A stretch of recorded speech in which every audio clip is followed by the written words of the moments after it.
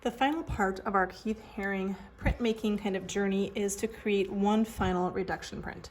So last time we reduced our printing plate by carving kind of some texture. Today we are going to reduce our printing plate by cutting out just our figure. This is what we are trying to get out in one solid piece. So if I end up cutting the background into smaller pieces to get my guy out, that's fine.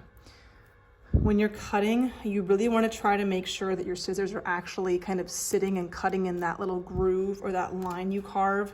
That way, when you go to lay it back down, it kind of fits perfectly back into the section that was printed on the paper.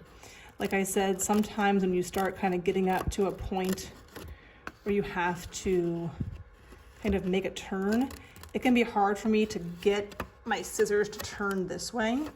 So if I can't turn it, it kind of feels uncomfortable, then I can come back from a different angle that is comfortable for me and kind of meet that place so that it pops out without damaging this top part. So even though my background is kind of in lots of little pieces, it's fine. My goal is to get my person out.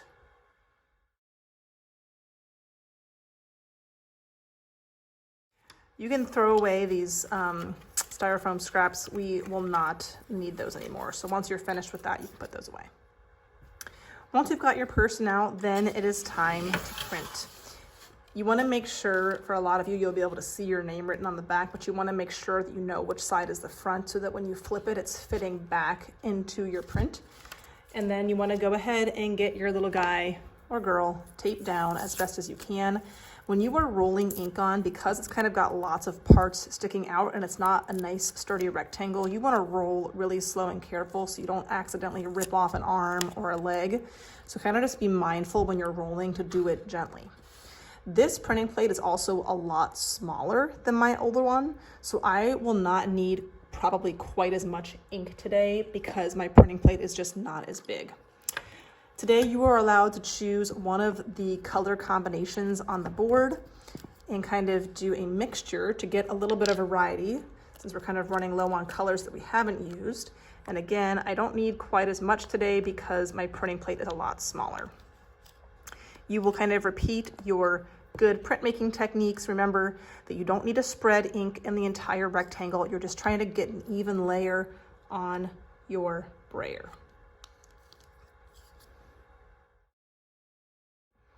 And again, like I said earlier, because this has kind of so many small parts, I just need to be really gentle when I'm rolling. I don't want to go too fast or the leg can get wrapped around the brayer. And I want to look carefully just to make sure that I've kind of gotten all the parts and that nothing is missing ink. The trays are probably going to be a little bit dirtier today just because, like I said, we're kind of working with smaller, kind of oddly shaped pieces, and that's fine. Now, probably just like last week, the hardest part is kind of getting it up and then also sticking it back down in the same spot. So when you're ready to make a print,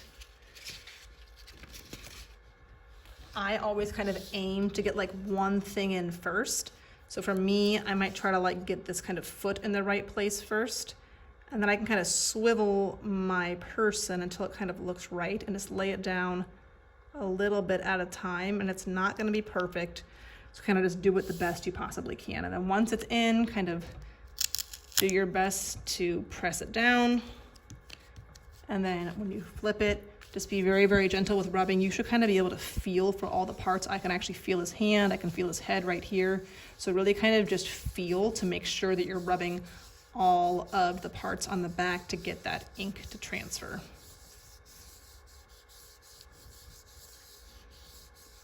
And then you can kind of give it a little peek if you want to. If you see that any ink is kind of missing, you can always kind of press it back down to make sure it looks like it's nice and transferred. And then you can pull it off and see how that first reduction print looks.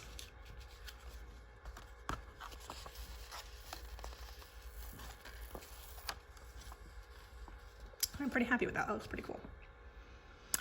Now, if I'm going to do my next print, my paper is kind of green, so I probably want to make sure that I have more yellow so that I can actually see my person and it doesn't just blend in to my background paper.